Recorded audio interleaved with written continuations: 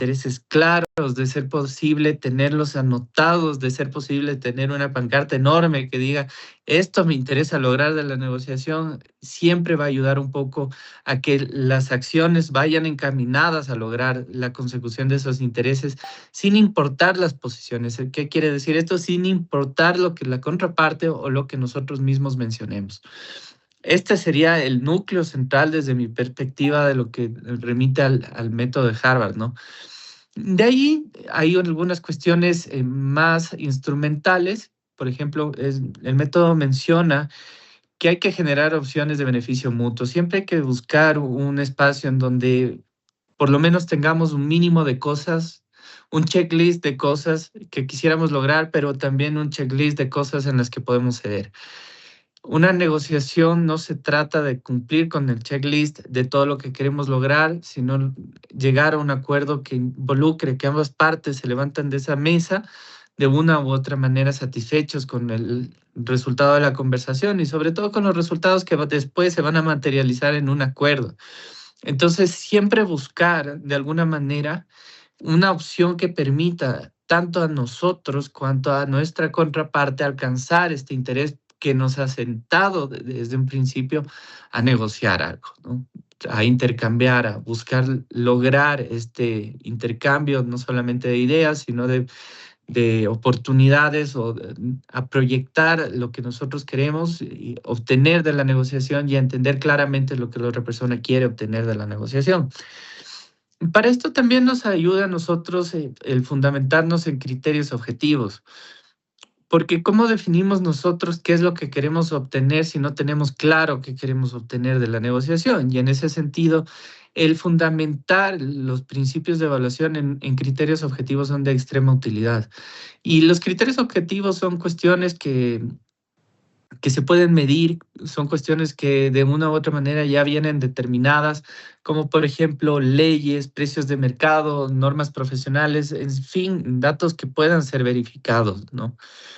Esto reduce los conflictos subjetivos y hace que el acuerdo sea más justo y defendible, porque pasamos nuevamente de la parte posicional, de qué queremos expresar, hacia la parte de intereses, es decir, qué queremos lograr con esto.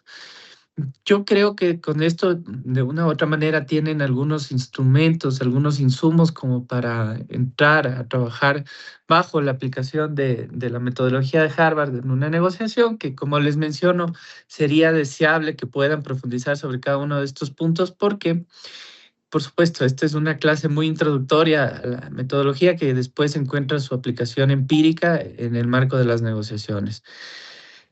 Es importante, como les mencionaba, llegar antes de la negociación con ciertas definiciones muy claras, al menos de qué es lo mínimo que se espera lograr de un acuerdo.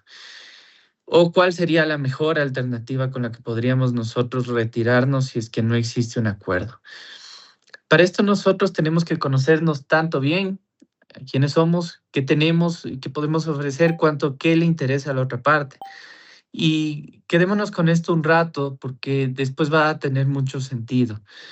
Cada actor que se sienta en una mesa de negociación tiene un interés, es decir, nosotros entramos con ciertas cartas y ciertos intereses, ciertas condiciones mínimas que esperamos lograr de ese acuerdo de negociación. Puede ser condiciones favorables, por ejemplo, para la exportación de ciertos bienes y la posterior regularización dentro de los mercados de esos bienes. Puede ser también que queremos lograr nosotros tasas de intereses preferenciales, por ejemplo, cuando estamos negociando con algún banco. Puede ser también que nosotros estamos buscando de una u otra manera mejorar nuestros ingresos, si es que nosotros estamos hablando de una propuesta laboral o si es que vamos a negociar un aumento de sueldo. Los intereses son coyunturales y están muy vinculados a la estructura que está detrás del interés. ¿Qué quiere decir esto? Que está vinculado tanto con la temática cuanto con el espacio y tanto con la circunstancia histórica y el momento histórico que estamos viviendo.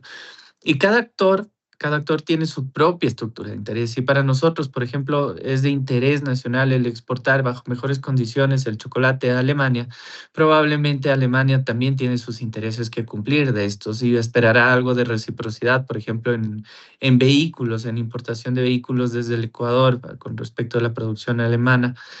Y eso constituye en cartas de negociación que nosotros podemos entrar a trabajar y con las que podemos entrar a jugar y de una u otra manera tratar de encontrar un equilibrio bajo una metodología de ganar, ganar.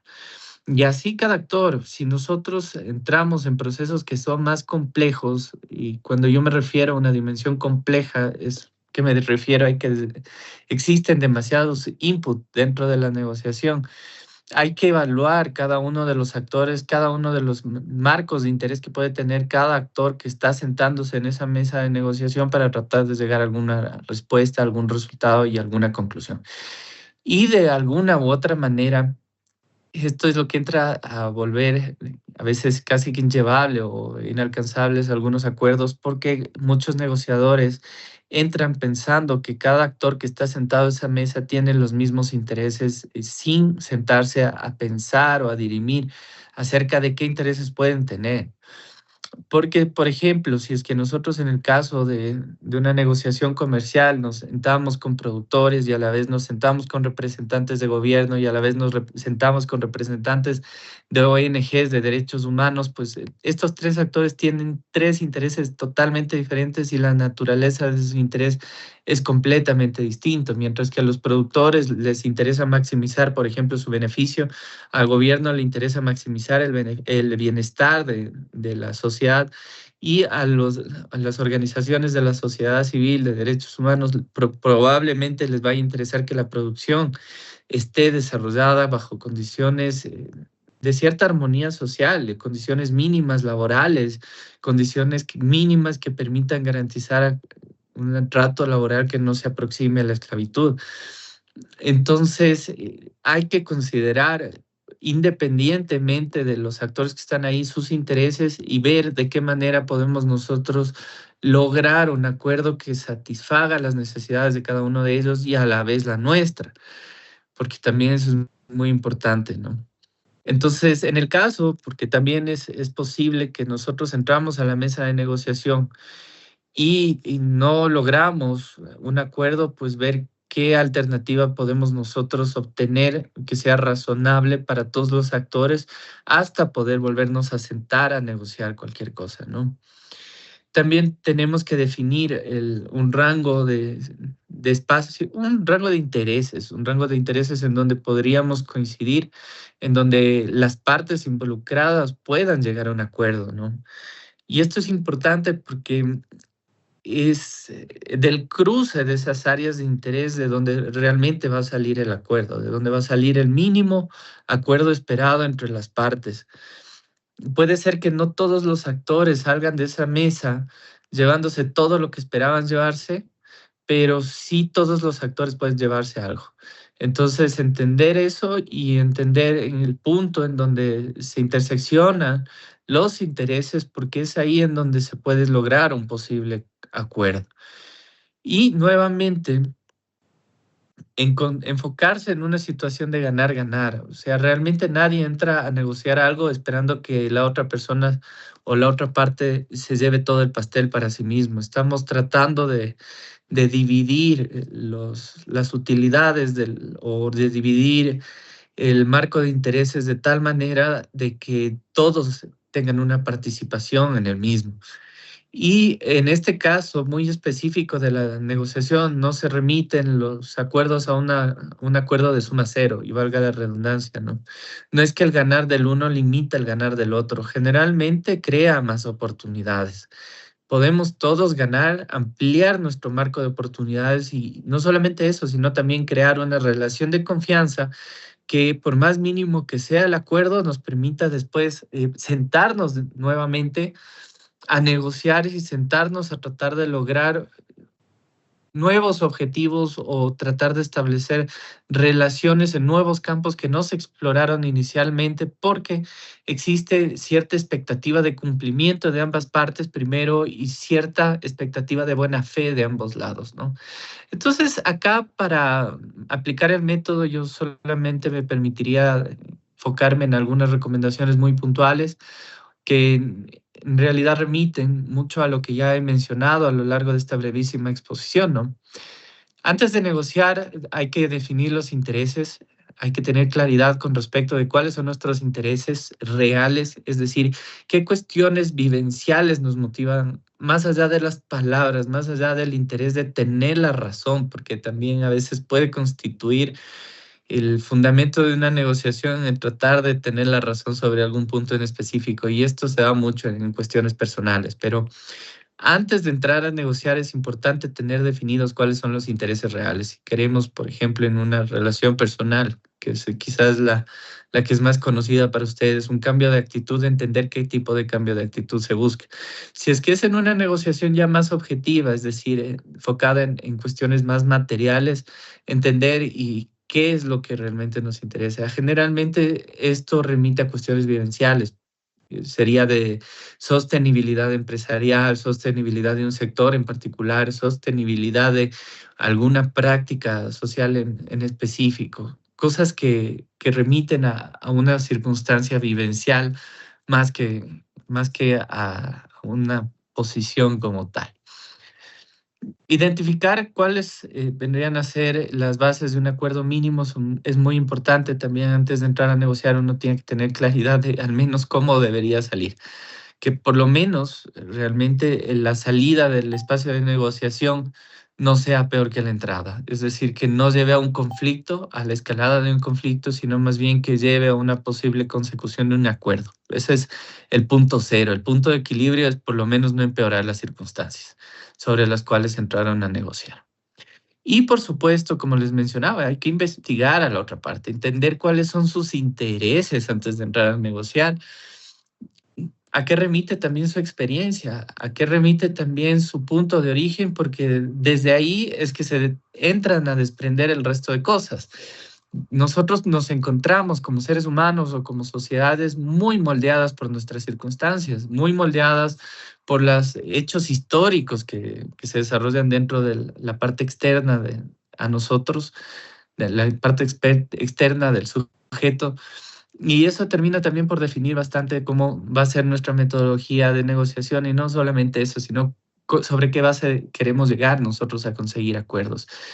Habrá negociadores que son un poco más agresivos que otros, habrá negociadores que buscan de una u otra manera imponer cierta realidad para después ir desescalando en la misma. Creo que geopolíticamente lo hemos visto bastante últimamente, negociadores que entran pidiendo lo máximo o exigiendo de entrada lo máximo para después llegar a un punto de intereses medios en donde puedan trabajar todas las partes. Y hay otros negociadores que son tremendamente pragmáticos, que se sientan con los datos en la mano y a mencionar qué quieren en específico y sobre eso tratar de ver y lograr el mejor acuerdo posible. Pero nuevamente, esto también se desprende de las condiciones en las que fueron criados los negociadores, y no solamente eso, sino un factor cultural. Entonces hay que investigar y tener claridad con respecto de quién es la contraparte y cuáles pueden ser sus metodologías, y no solamente eso, sino sus intereses de fondo para sentarse a negociar con nosotros. Durante la negociación es importante, y quizás lo más importante de todo, es escuchar. Como yo les mencioné en el primer punto, generalmente la contraparte ya tiene identificados cuáles son los acuerdos a los que quiere llegar.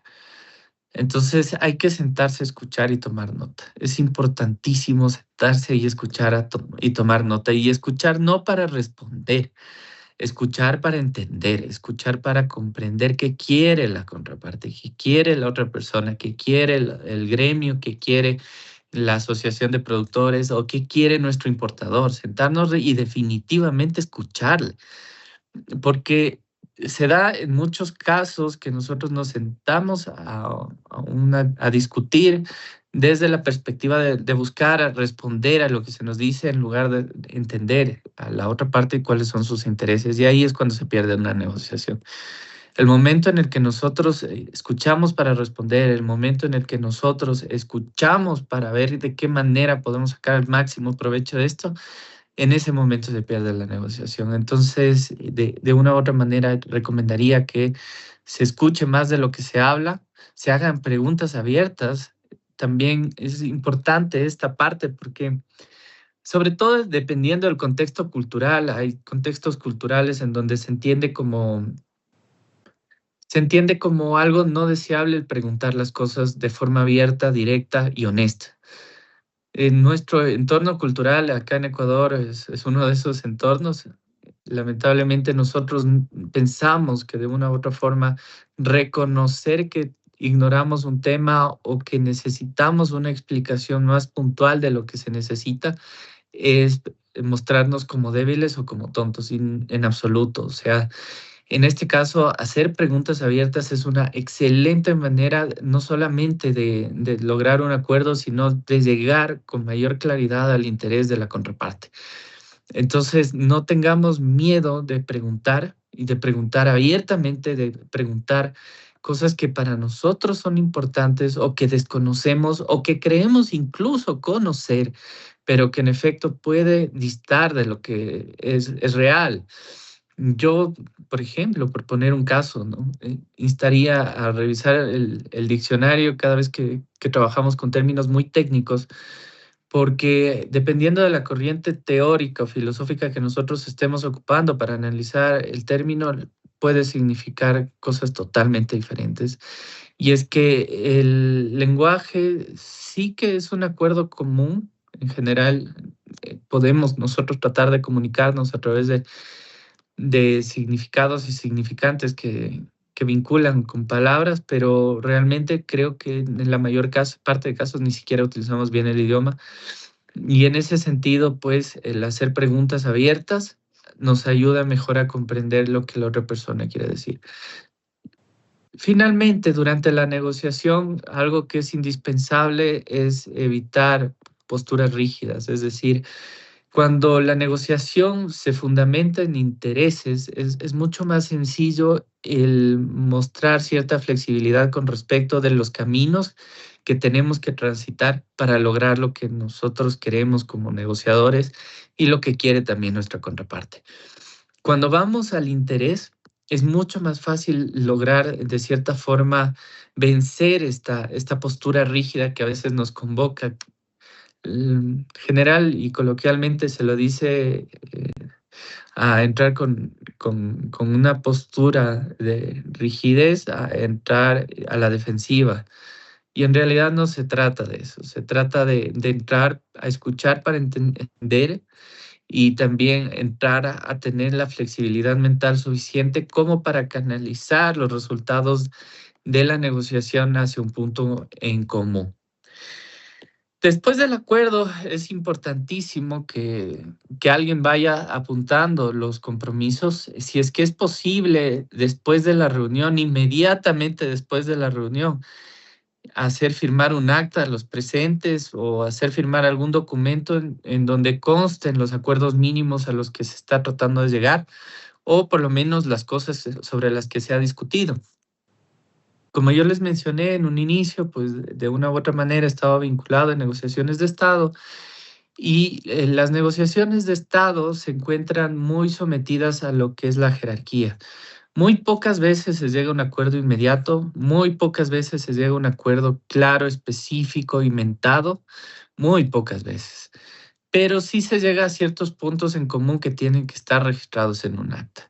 Y yo digo que muy pocas veces se llega a esto porque la propia jerarquía con la que se estructura la institucionalidad burocrática que constituye el Estado obliga a que los acuerdos se encuentren ratificados por personas que tengan mayor jerarquía o por el pueblo ecuatoriano. En el caso de los acuerdos comerciales, la Asamblea Nacional del Ecuador tiene que finalmente ratificar lo que negocia el Ejecutivo antes de entrar en vigor, ¿no? Entonces, es muy poco probable que se llegue a un acuerdo definitivo en una mesa de negociación, al menos en aquella que vincule al Estado, pero nuevamente, me repito en ello porque considero que es indispensable el tomar nota de los acuerdos mínimos logrados y de los puntos tratados, ¿no? Y también, finalmente, verificar que el acuerdo sea justo y sostenible. Los acuerdos que están desproporcionadamente inclinados a favor de una de las partes no tienden a ser sostenibles, porque dentro del imaginario de la otra parte está siempre el, como se dice comúnmente, me vieron la cara. Entonces, cuando uno entra con, o sale más bien de una mesa de negociación con un acuerdo en donde siente que le vieron la cara, ese acuerdo no se va a sostener ni por fuerza. Y hay casos históricos que han llevado a tremendas guerras, acuerdos mal hechos o tremendamente desproporcionados en su resultado. Es importante que los resultados del acuerdo sean justos y sobre todo que en esa justicia encuentren algo de sostenibilidad. Porque, como les menciono y les repito, el hecho de que un acuerdo esté inclinado mucho en su contenido a favor de la otra parte, eventualmente se va a saber que asimismo resulta, no tiende a ser sostenible y tiende a generar daños irreparables en la relación entre las partes.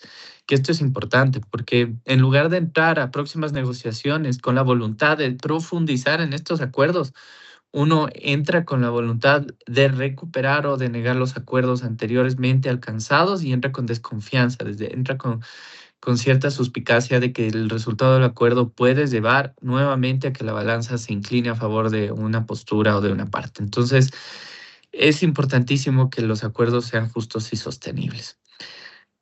Como ventajas del método que les acabo de mostrar es que mejora las relaciones a largo plazo.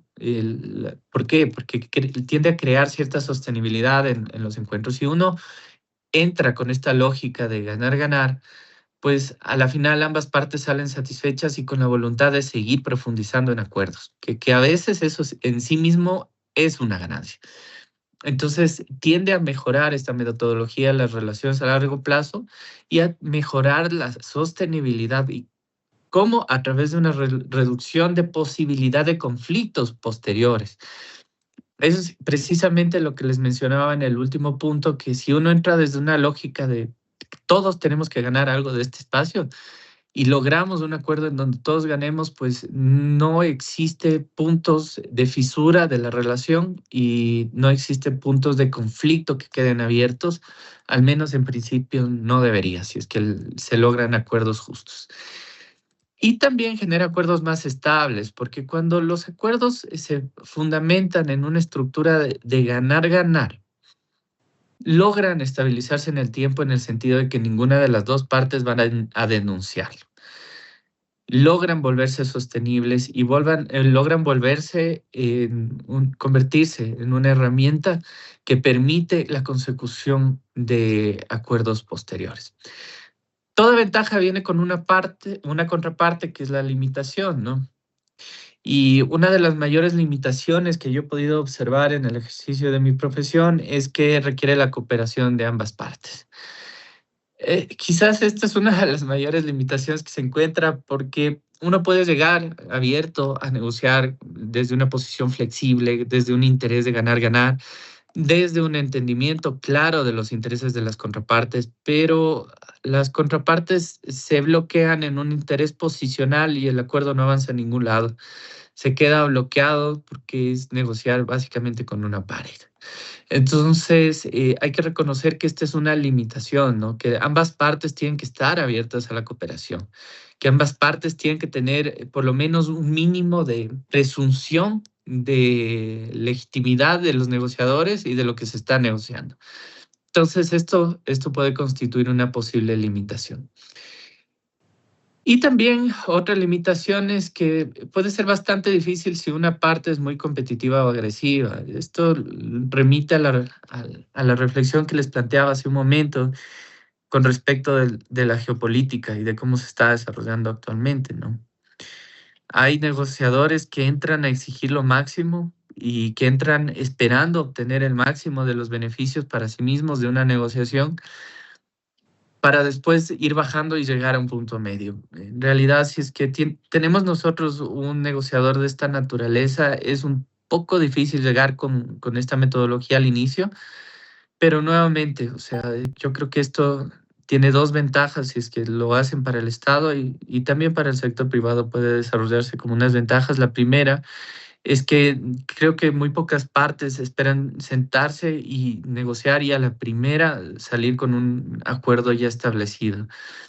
Entonces, una de las ventajas de esto es que permite distensionar el conflicto inicial con el que llega la contraparte y de esa manera lograr después un acuerdo un poco más equitativo y equilibrado. Entonces, quizás este tema de la jerarquía puede entrar a sostener una práctica de largo plazo para poder neutralizar la amenaza que involucra sentarse a conversar con una contraparte competitiva o agresiva.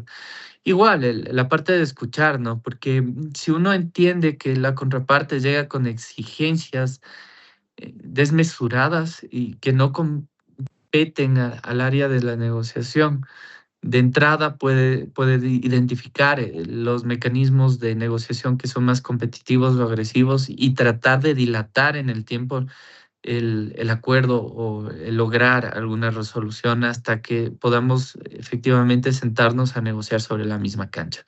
Y esto se aplica tanto en el ámbito privado como público, porque en ambos casos tenemos distintas metodologías de negociación. La que yo estoy presentando en este momento, desde mi perspectiva, es una de las más aplicables y no solamente eso, sino de las que mejores resultados ha entregado para el ejercicio de mi profesión. Pero eso no quiere decir que todos nos sentemos con la misma técnica de negociación a conversar en una mesa. Y para concluir realmente, voy a hacerlo con una frase, y es que el método de Harvard busca resolver conflictos de forma inteligente, colaborativa y basada en intereses, no en confrontaciones. Yo creo que con esto he podido transmitir lo que entiendo como una metodología válida. Y si es que ustedes tuvieran alguna pregunta con respecto a lo que he tenido la oportunidad de transmitirles, pues yo siempre quedo abierto para cualquier inquietud. Como les mencionaba, es importante también aprender a preguntar y aprender a preguntar sin miedo, o sea, aprender a preguntar desde el interés y con la voluntad de que las cosas terminen esclarecidas. Como suelo decir, no hay preguntas tontas, más tonto es no preguntar. Yo te doy la palabra a ti, mi querido Santiago. Muchas gracias, Alejandro. Te agradezco mucho por tus palabras. Muy interesante lo que nos has compartido la tarde de hoy.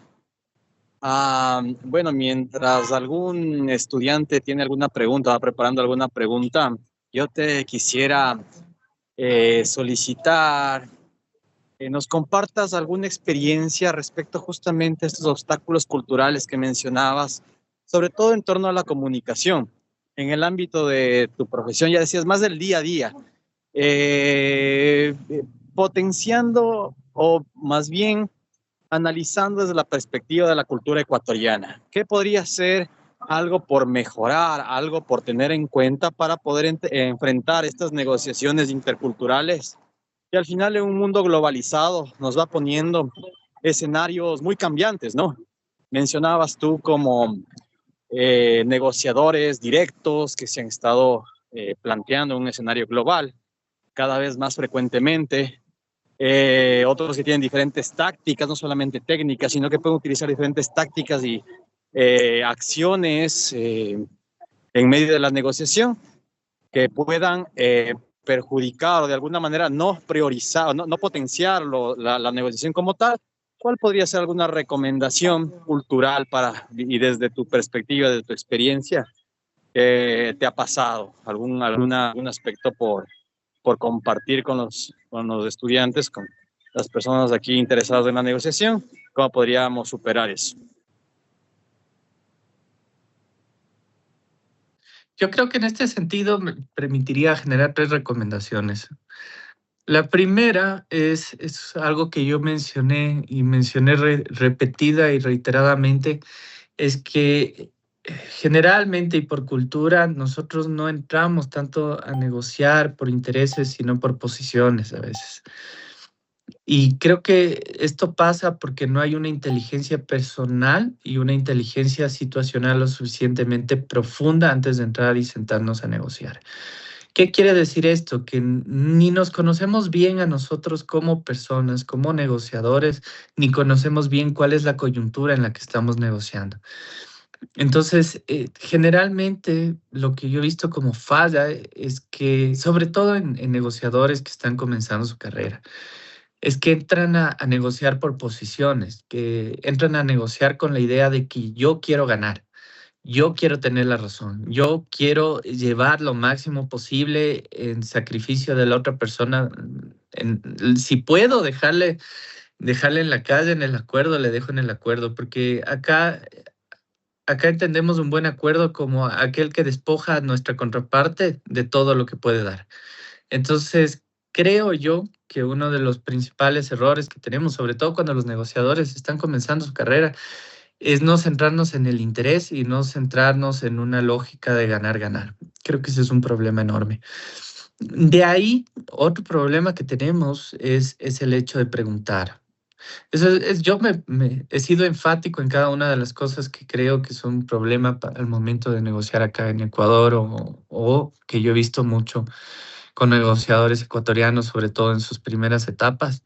Y es que no nos atrevemos a preguntar porque esperamos tener toda la razón. Es decir, nosotros vemos de alguna manera la pregunta con cierto recelo y con muchísima reserva porque pensamos que el que pregunta es un bruto, el que pregunta es inexperto, el que pregunta no está capacitado o tiene las competencias suficientes como para estar sentado en una mesa, cuando en realidad es la cosa más saludable que se puede hacer es preguntar qué quiere la otra parte. A veces simplemente directa y profundamente decirle cuáles son tus intereses con respecto a esto y veamos cómo llegamos a un punto medio.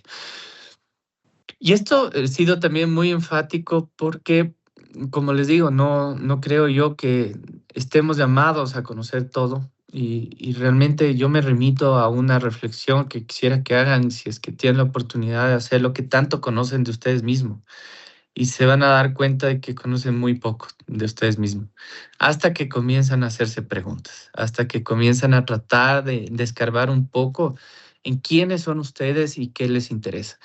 Y si nosotros no conocemos ni siquiera mucho de nosotros mismos, es decir, si nosotros ignoramos quiénes somos, es mucho más fácil entender que ignoramos también al entorno con el que nos relacionamos o a la persona con las que nos relacionamos o los intereses de esa persona o los intereses de la coyuntura.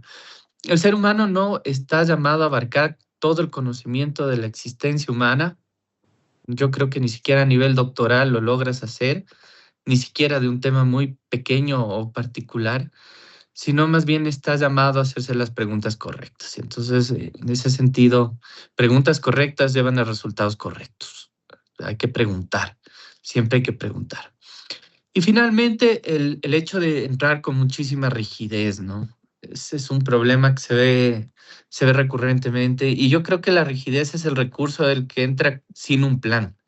Porque cuando uno entra con un plan o entra con distintas tácticas planteadas que llevan a la consecución de una estrategia, es mucho más fácil irse acomodando a las circunstancias desde un punto de vista más flexible o tratar de ir acomodando nuestra reacción ante las circunstancias desde la flexibilidad.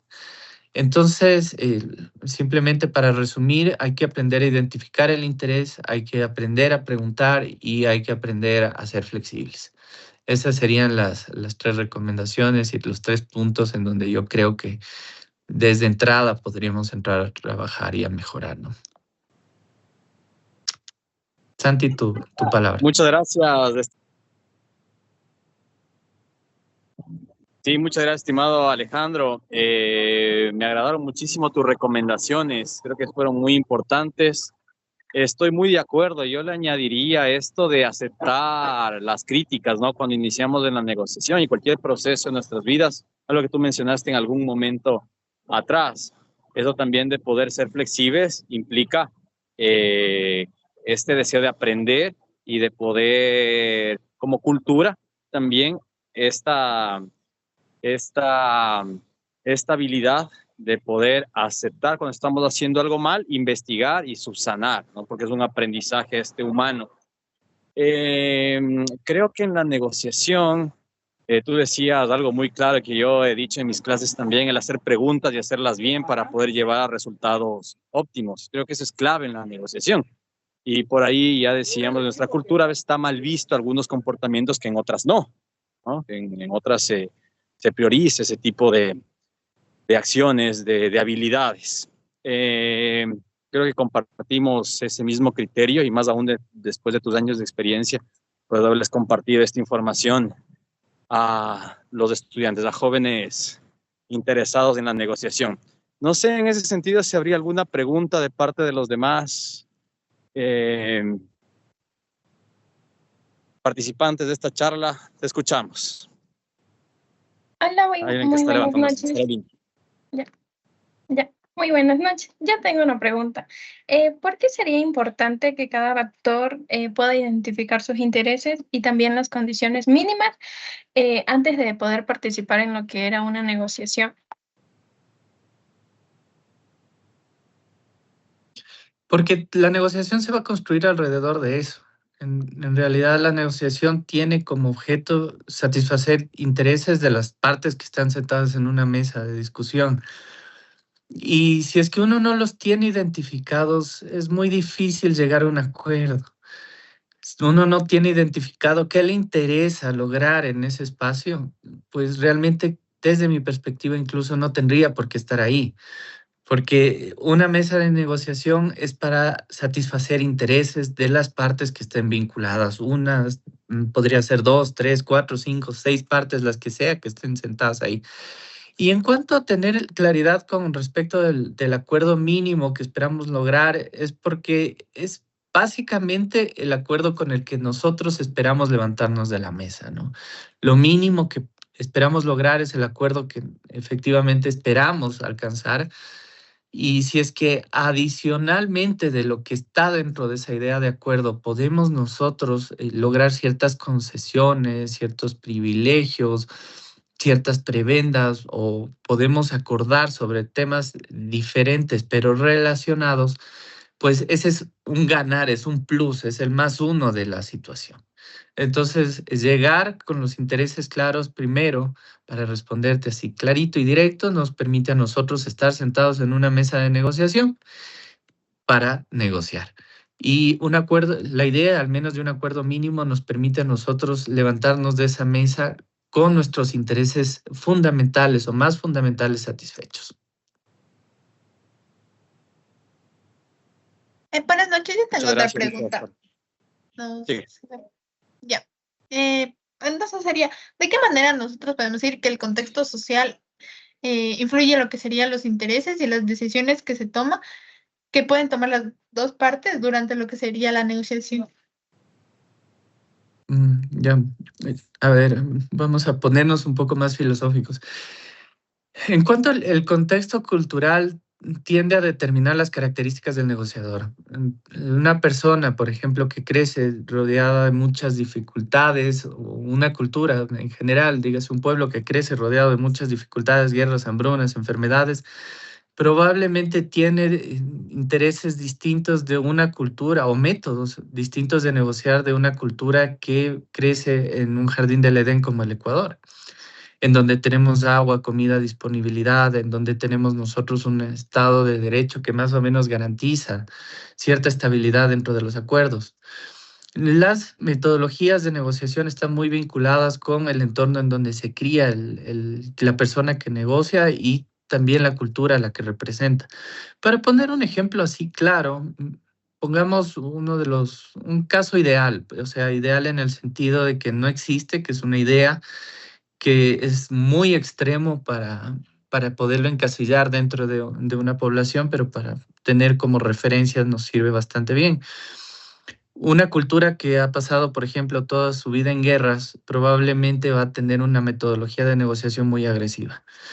Va a entrar a la mesa con imposiciones, va a entrar a la mesa de una u otra manera a tratar de maximizar lo que pueda obtener de la otra persona, porque el ambiente de la guerra ha forjado en la persona la percepción primero de que existe cierta desconfianza y que todo acuerdo es una suma cero. ¿Qué quiere decir esto? Que alguien tiene que perder para que otro pueda ganar.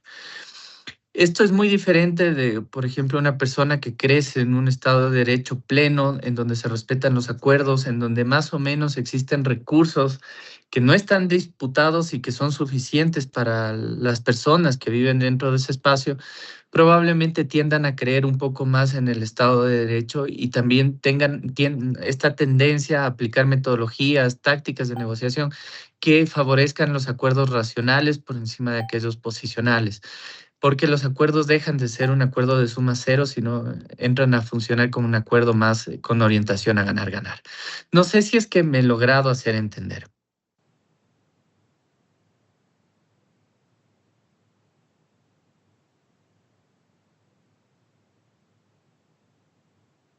Sí, todo entendido. Muchas gracias.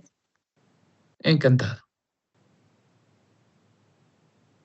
Muchas gracias, Alejandro. Muy interesante esta última parte sobre los ambientes culturales y cómo estos también moldean la estrategia, la posición en la negociación de los actores.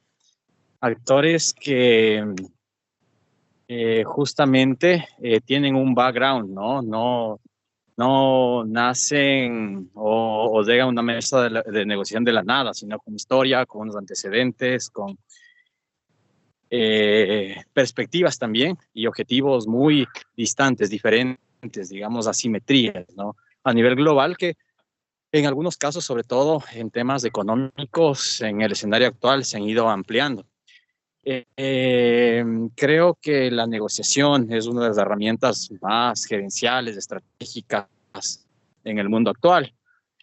Adicionalmente, una asignatura por desarrollar, por investigar, por trabajar desde una visión mucho más latina, andina, desde nuestra propia visión para poder generar estrategias, generar herramientas propias, ¿no? Si bien excelente el haberla topado desde el método de negociación Harvard, creo que podríamos trabajarlo en conjunto y un reto para nosotros desde la academia, estudiantes, también en el ámbito público, privado, generar nuevos métodos propios para poder enfrentar un mundo cada vez más dinámico. Te agradezco mucho nuevamente por tu participación. Aquí a los asistentes. Creo que por cuestiones de tiempo terminaríamos por terminada la sesión. No sé si habrá alguna pregunta adicional por parte de los demás estudiantes. Si no, pues nuevamente agradecerte y concluir con lo que te he mencionado. No sé si quisieras dar alguna conclusión final, alguna recomendación a estos jóvenes negociadores que al final están preparándose para enfrentar sobre todo a procesos de negociación más comerciales del ámbito privado, pero que pueden trabajar en el ámbito público también en algún momento y que serán quienes desarrollen una planificación para procesos de negociación que al final construya el futuro del Ecuador. Y que has dado conceptos también muy importantes, ¿no? No solamente de negociación, también legales, como la aprobación de un acuerdo, la ratificación en medio de tu charla, que es interesante. Eso quería resaltar también para que quienes lo puedan ver después de este video puedan sacar esos conceptos importantes. Pero tampoco quiero como mezclar todo, sino más bien cerrar con alguna conclusión, recomendación que tú les quieras dar más del ámbito personal, y yo nuevamente agradecerte infinitamente por tener aquí en esta clase a una persona que estimo y que admiro mucho por su trabajo, por el beneficio que le has brindado al Ecuador y por toda tu experiencia laboral que pones al servicio de la academia. Muchas gracias, Alejandro. Muchas gracias a ti, Santi. El respeto y la admiración es compartido. Realmente yo también tengo mucha admiración por la carrera que tú has logrado desarrollar y por los aportes que has logrado realizar, sobre todo a nivel y en materia comercial. Y ya que me has pedido una recomendación de cierre personal, y yo creo que voy a hacer literalmente eso, sería a partir de una confesión, y es que, bueno, a pesar de que tengo yo, como tú mencionaste al inicio, casi 15 años de ejercicio profesional, muchos de ellos en mi propia carrera o como investigador, a pesar de que tengo ya cursados algunas, algunos posgrados en materia de relaciones internacionales y ahora mismo estoy tratando de sacar adelante un doctorado. Y yo creo que tengo que comenzar por reconocer mi propia ignorancia en algunos temas. Yo creo que el ser humano es muy finito para la naturaleza infinita del conocimiento y entro reconociéndolo de esa forma. Y entro reconociéndolo así porque creo que si uno es consciente de los límites que tiene uno mismo por ser humano, por su capacidad de ser humano y su incapacidad de vivir más que el tiempo que nos permite en este momento el promedio, es mucho más fácil llevar el resto de cosas. Es mucho más fácil ser flexible con la consecución de acuerdos, es mucho más fácil preguntar cosas que son importantes, es mucho más fácil reconocer que no siempre vamos a conocer el interés de nuestra contraparte, a pesar de que hagamos una investigación, eso no nos exime de hacer una investigación con respecto a lo que se va a tratar o de dónde viene la contraparte negociadora, eso solamente es reconocer que no existe torpeza en las preguntas. Realmente creo que una de las cosas que ha guiado como máxima tanto mi trabajo profesional como mi trabajo más de corte académico es aprender a hacer preguntas correctas. Aprender a hacer preguntas correctas que lleven las respuestas que yo necesito obtener. Porque si uno formula bien una pregunta, ya tiene resuelto la mitad del problema. Entonces, creo que de una u otra manera la recomendación que yo podría darles es nunca dejen de preguntar. O sea, pregunten. ¿Tienen duda? Pregunten. No están seguros de que lo que están diciendo está correcto, pregunten. No están seguros de que lo que la otra persona está diciendo, pregunten. Y finalmente también pregúntense a ustedes mismos, o sea, que con plena honestidad. A la primera persona que uno tiene que ser honesta es a uno mismo y a veces llegamos ya muy viejitos a entender eso. Pero pregúntense ustedes también cuál es su interés.